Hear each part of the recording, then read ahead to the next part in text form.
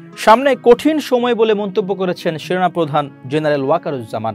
মোকাবেলা করতে সাবেক সেনা সদস্য বা সেনা কর্মকর্তা সহ দেশবাসীর সহযোগিতা চেয়েছেন তিনি বলেন, সামনে একটু ডিফিকাল্ট সময় পার করতে হবে। আমরা যেন দেশ ও জাতিকে একটা ভালো জায়গায় এবং নিরাপদ জায়গায় নিয়ে যেতে পারি, সেজন্য আমাদের জন্য দোয়া করবেন। আমরা সবাই মিলে একসঙ্গে কাজ করলে ইনশাআল্লাহ দেশের ক্রান্তি লগ্ন থেকে দেশকে উদ্ধার করতে সক্ষম হব। এটা শান্তি সুশৃঙ্খল ভবিষ্যতের দিকে যেতে সক্ষম হব।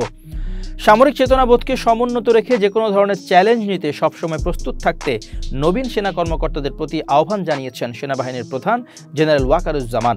মঙ্গলবার চট্টগ্রামে বাংলাদেশ মিলিটারি একাডেমিতে 87তম BMA দীর্ঘমেয়াদী ও 59তম BMA স্পেশাল কোর্সের অফিসার ক্যাডেটদের রাষ্ট্রপতি কুচকাওয়াজ অনুষ্ঠানে এ আহ্বান জানান তিনি।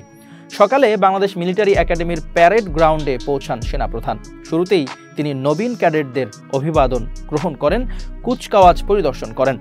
এরপর পুরস্কার পাওয়া ক্যাডেটদের হাতে স্মারক তুলে দেন তিনি।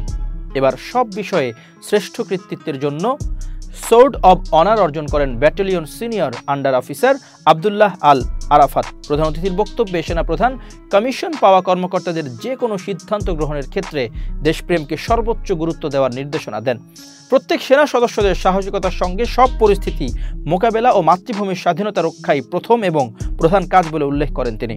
সেনাবাহিনীতে শৃঙ্খলা প্রধান চালিকা শক্তি উল্লেখ করে সেনাপ্রধান বলেন, নবীন কর্মকর্তাদের উপর অর্পিত হবে সেনাবাহিনীর ভবিষ্যৎ নেতৃত্ব। তাই তাদের যে কোনো বিষয়ে চূড়ান্ত সিদ্ধান্ত নিতে নিজের বিবেকের দ্বারস্থ হওয়ার আহ্বান জানান তিনি।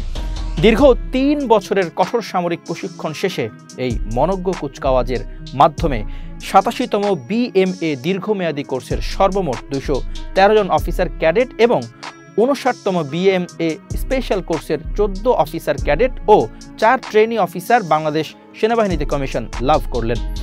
কমিশন পাওয়া অফিসারদের মধ্যে 207 জন পুরুষ ও 24 নারী কর্মকর্তা রয়েছেন। প্রধান অতিথি BMA প্যারেড গ্রাউন্ডে এসে পৌঁছালে তাকে general officer commanding army training and doctrine command, general officer commanding 24 পদাতিক ডিভিশন ও এরিয়া কমান্ডার চট্টগ্রাম এরিয়া এবং বাংলাদেশ মিলিটারি একাডেমির কমান্ডেন্ট অভ্যর্থনা জানান।